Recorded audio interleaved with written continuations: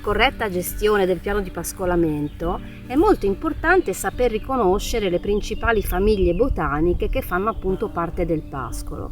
Questo perché l'allevatore o il tecnico hanno bisogno di valutare il valore nutrizionale di un pascolo e quindi riconoscere in modo particolare le principali specie che lo vanno a costituire e quindi appunto quelle di cui ci parlerà il nostro botanico Silvano Rodato.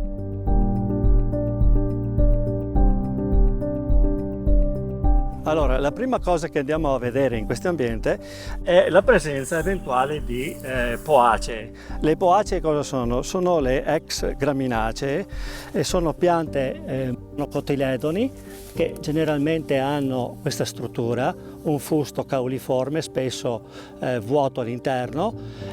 Ecco, questo è un l'olio un perenne. E sono importantissime per il nutrimento animale e la loro ricchezza. Qui abbiamo un ambiente di diverse poacee facilmente riconoscibili e abbastanza interessante trovarli in fioritura in questo periodo, che è il 27 giugno.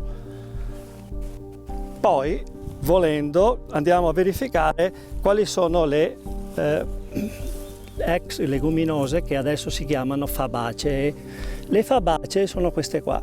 Questo è il trifoglio, un classico esempio di fabacea, quello che ricorda un po' i nostri fagioli selvatici. Trifoglio di prato è una pianta il cui rizoma contiene dei batteri azotofissatori e quindi è una pianta molto importante perché è ricca di azoto. Allora, le cose più importanti dal punto di vista dell'alimentazione bovina sono la presenza di poacee o graminacee e di fabacee o leguminose.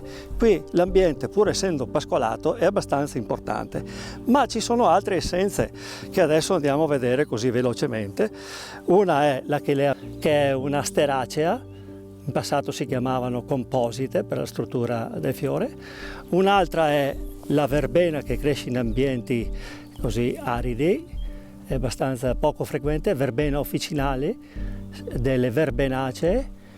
Vediamo ancora qua delle essenze come queste che sono le plantaginacee, una famiglia che comprende la Plantago lanceolata, eccola qua perché ha le foglie strette, lunghe e fibrose, molto ricche di fibra, e sono indice di calpestio. Quando è un ambiente molto calpestato dai bovini crescono queste essenze.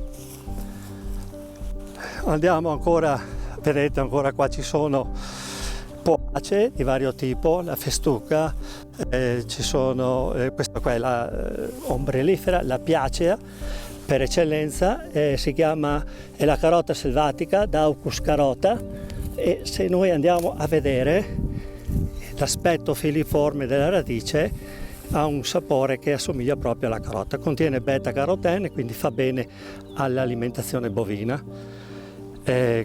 Poi andando ancora in giro possiamo trovare una pianta che è la radichella selvatica, eccola qua, questa è la radichella selvatica che è la Crepis biennis e fa parte della famiglia delle Asteracee.